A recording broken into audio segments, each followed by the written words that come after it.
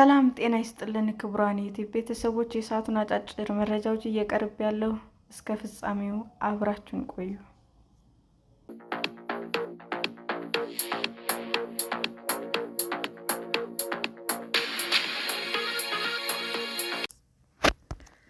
የይዞታ ማረጋገጫ የሌላቸው ይዞታዎች ታክስ እንዲከፍሉባቸው የሚያስገድድ ሕግ ተዘጋጀ። የተመዘገበ የባለቤትነት መብት በሌለበት ጊዜ ማንኛውም ታክስ የሚከፈልበትን ንብረት ይዘው የሚገኙና በይዞታ ጥቅም የሚያገኙ የይዞታ ማረጋገጫ ባይኖራቸውም የንብረት ታክስ የመክፈል ግዴታ እንዳለባቸው የሚደነግግ አስገዳጅ ሞዴል ንብረት ታክስ አዋጅ ረቂቅ ተዘጋጀ።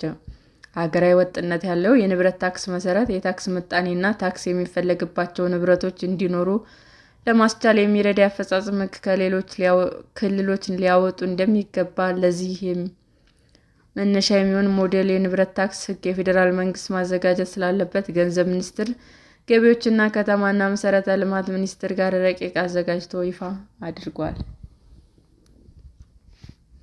ለሁሉም ክልሎች፣ ለሁለት ከተማ አስተዳደሮች የተላከው ሞዴል የንብረት ታክስ ሕጉ በሊዝ ይዞታ ስሪት በሚተዳደር ማንኛውም የከተማ ቦታ የመጠቀሚያ መብት ከሊዝ ይዞታ ስሪት ውጭ በሆነ ነባር የቦታ የመጠቀሚያ መብትና ቦታ ላይ በተደረገ ማሻሻያ ወይም በህንፃ ባለቤትነት ላይ የሚሰበሰብ መሆኑም ተገልጿል።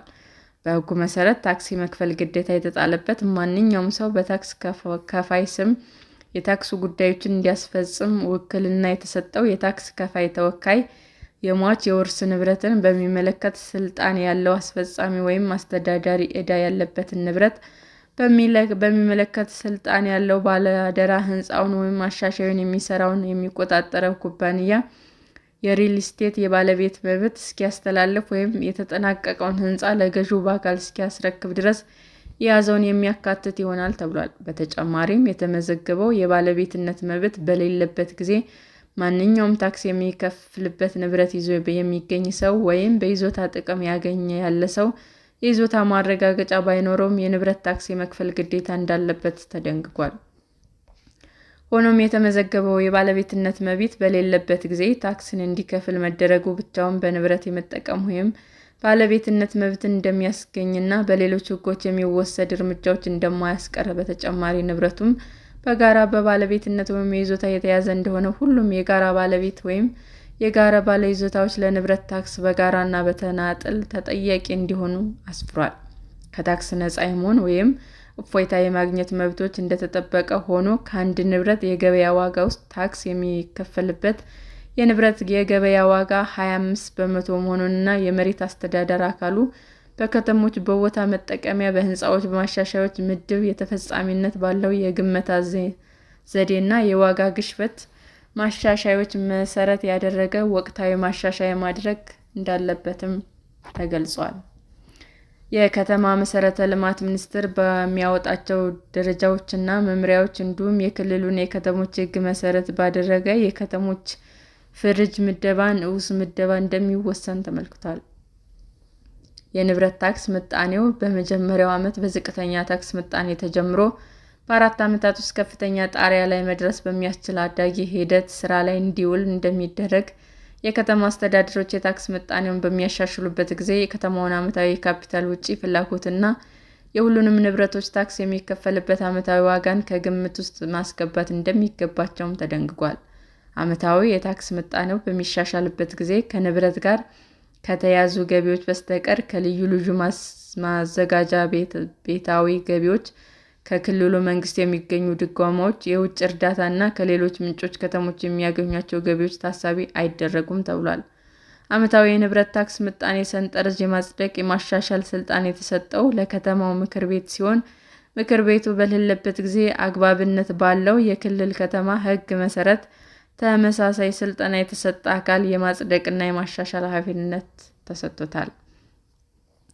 በከተማ ቦታ መጠቀሚያ መብት ላይ የሚጣለው ታክስ ምጣኔ ታክስ የሚከፈልበት ዋጋ ላይ 0.2 በመቶ በታች ከ1 በመቶ በማይበልጥ ሁኔታ ተግባራዊ እንደሚደረግ ከከተሞች አግባብነት ያላቸው ሕጎች መሰረት በማድረግ በባዶ ቦታ ላይ ከፍተኛውን የታክስ ተመን ተግባራዊ ማድረግ እንዳለባቸው ሰፍሯል። በህንፃ ወይም የቦታ ማሻሻያ ላይ የሚጣለው ታክስ ብጣኔ ታክስ የሚከፈልበት ዋጋ ላይ ከ0.1 በመቶ በታችና ከ1 በመቶ የማይበልጥ መሆኑን፣ የከተሞች ተጠናቀው ጥቅም ላይ ያልዋሉ ሕንፃዎች የቦታ ማሻሻያዎች ላይ ከፍተኛውን ታክስ ብጣኔ ተግባራዊ ማድረግ እንዳለባቸውም ተደንግጓል። የንብረት ጥቅል ዋጋ በከተማ አስተዳደር ከ1 ሚሊዮን ብር በማዘጋጀት ቤት ከተሞች ከ250 ሺህ ብር እና በታዳጊ ከተሞች ከ100 ሺህ ብር ያነሰ ዝቅተኛ ገቢ ላለው አንድ ቤተሰብ በመኖሪያነት የሚያገለግል የከተማ ቦታ ሕንፃና የቦታ ማሻሻያ ከንብረት ታክስ ነፃ ተደርጓል።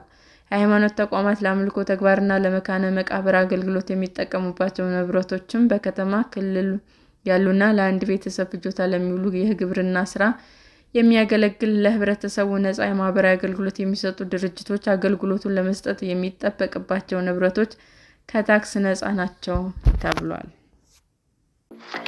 ሰላም ጤና ይስጥልን ውድ የዩቲዩብ ቤተሰቦቼ እንዴት ናችሁ? አዲስ ጀማሪ ነኝና ሰብስክራይብ ያደረጋችሁ አበረታቱኝ። አመሰግናለሁ። አጫጭር መረጃዎች ይህንን ይመስል ነበር። በሌላ መረጃ እስክንገናኝ ሼር፣ ላይክ፣ ሰብስክራይብ እንዲሁም ቢቀርብልን የምትሉት መረጃ ካለ ኮሜንት እያደረጋችሁ ቸር ቆዩን።